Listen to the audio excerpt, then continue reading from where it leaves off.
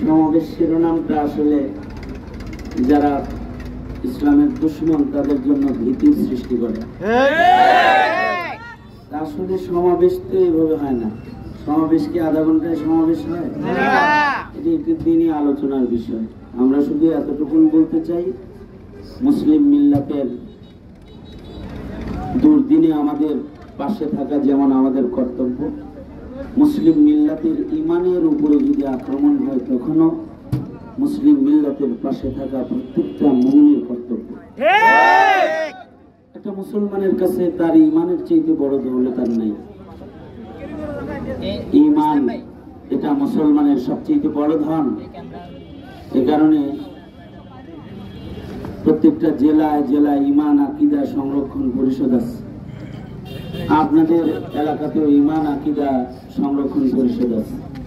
ধন্যবাদ জানাই আপনাদেরকে।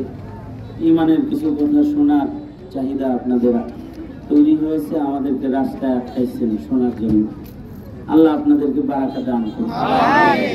অসুস্থ শরীরে প্রাণ বিতরণের কাজে মুসলমান ভাইদের সহযোগিতার জন্য আমাদের আব্দুল বাসিত খান দামাত বরকাতুহু উনি তশরিফ এনেছেন। উনি অসুস্থ, ডাক্তার দেখাবেন রাতের বেলা, আমাদের ঢাকা যেতে হবে। শুধু এতটুকু কথা আপনাদেরকে বলি, সেটা হলো আল্লাহর কাছে দ্বীনের চাইতে গুরুত্বপূর্ণ কোনো বিষয় নেই। আল্লাহর কাছে আল্লাহর দ্বীনের মূল্য সবচেয়ে বেশি।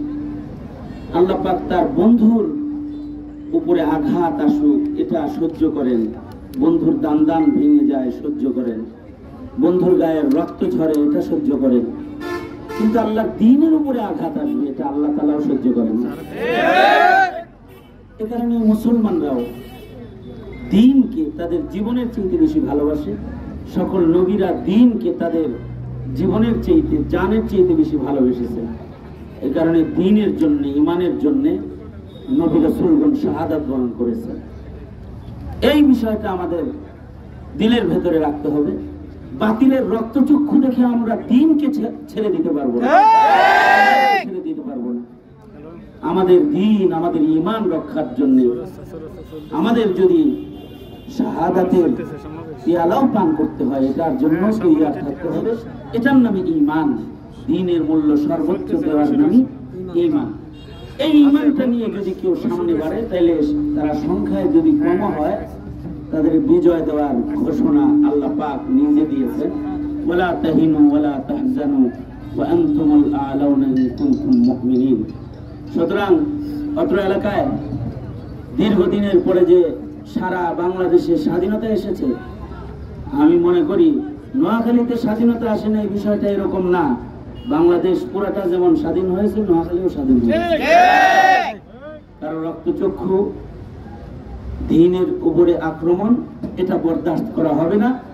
আমরা হাজার কষ্টের ভেতরেও বরদাস্ত করিনি। ওলামা হযরতরা জেল, জুলুম, হুলিয়া তারা সবকিছু বরদাস্ত করেছে, কিন্তু দ্বীনের ক্ষতি তারা বরদাস্ত করেনি, করবে না ইনশাআল্লাহ।